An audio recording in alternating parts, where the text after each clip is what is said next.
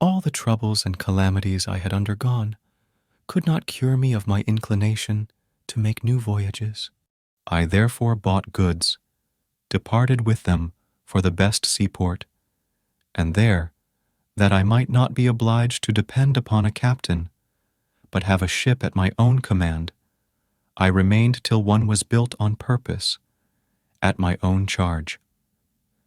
When the ship was ready, I went on board with my goods, but not having enough to load her, I agreed to take with me several merchants of different nations, with their merchandise.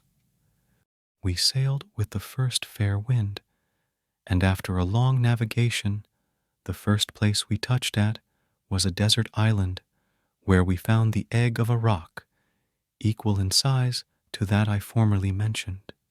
There was a young roc in it, just ready to be hatched, and its beak had begun to break the egg.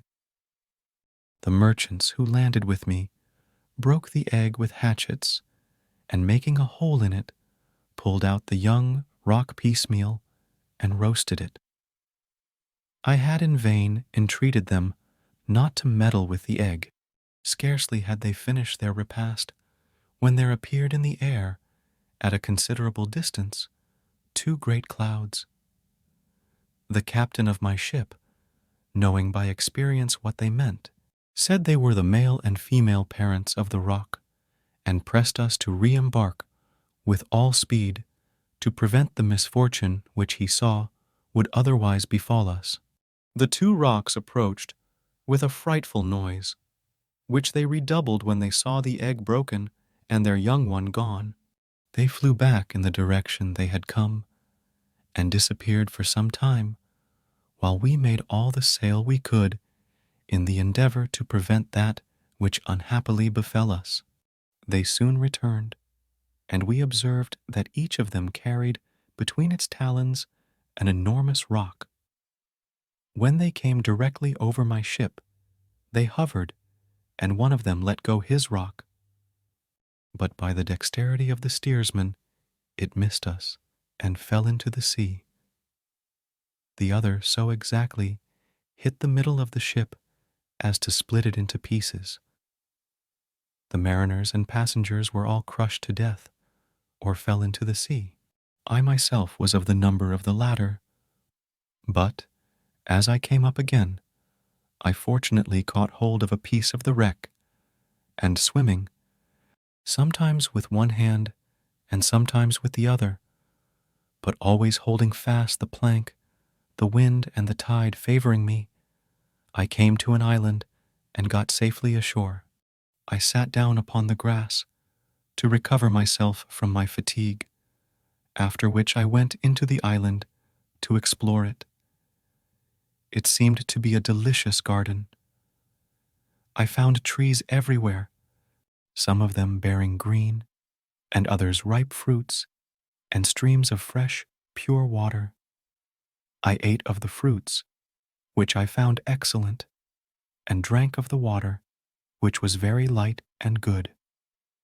When I was a little advanced into the island, I saw an old man, who appeared very weak and infirm. He was sitting on the bank of a stream, and at first I took him to be one who had been shipwrecked like myself. I went toward him and saluted him, but he only slightly bowed his head.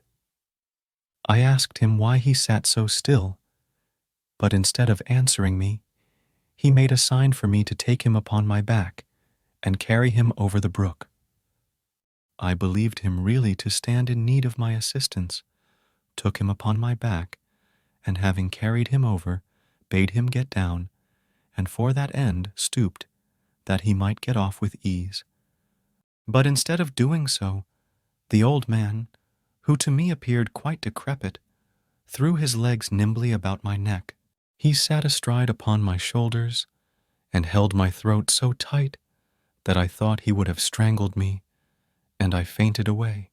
Notwithstanding my fainting, the ill-natured old fellow still kept his seat upon my neck. When I had recovered my breath, he thrust one of his feet against my side, and struck me so rudely with the other that he forced me to rise up against my will. Having arisen, he made me carry him under the trees, and forced me now and then to stop, that he might gather and eat fruit. He never left his seat all day, and when I lay down to rest at night, he laid himself down with me, still holding fast about my neck. Every morning he pinched me to make me awake, and afterward obliged me to get up and walk, and spurred me with his feet. One day I found several dry calabashes that had fallen from a tree. I took a large one, and after cleaning it, pressed into it some juice of grapes, which abounded in the island. Having filled the calabash, I put it by in a convenient place, and going thither again some days after, I tasted it, and found the wine so good that it gave me new vigor, and so exhilarated my spirits that I began to sing and dance as I carried my burden. The old man, perceiving the effect which this had upon me, and that I carried him with more ease than before, made me a sign to give him some of it. I handed him the calabash, and the liquor pleasing his palate, he drank it off. There being a considerable quantity of it, he soon began to sing, and to move about from side to side in his seat upon my shoulders, and by degrees to loosen his legs from about me. Finding that he did not press me as before, I threw him upon the ground, where he lay without motion. I then took up a great stone and slew him. I was extremely glad to be thus freed forever from this troublesome fellow. I now walked toward the beach, where I met the crew of a ship that had cast anchor to take in water. They were surprised to see me, but more so at hearing the particulars of my adventures. "You fell," said they, "into the hands of the old man of the sea, and are the first who ever escaped strangling by his malicious embraces. He never quitted those he had once made himself master of, till he had destroyed them, and he has made this island notorious by the number of men he has slain." They carried me with them to the captain, who received me with great kindness. He put out again to sea, and after some days' sail, we arrived at the harbor of a great city, the houses of which overhung the sea. One of the merchants, who had taken me into his friendship, invited me to go along with him. He gave me a large sack, and having recommended me to some people of the town, who used to gather coconuts, desired them to take me with them. "Go," said he, "follow them, and act as you see them do, but do not separate from them, otherwise you may endanger your life." Having thus spoken, he gave me provisions for the journey, and I went with them. We came to a thick forest of cocoa palms, very lofty, with trunks so smooth that it was not possible to climb to the branches that bore the fruit. When we entered the forest, we saw a great number of apes of several sizes, who fled as soon as they perceived us, and climbed to the tops of the trees with amazing swiftness. The merchants with whom I was gathered stones, and threw them at the apes on the trees.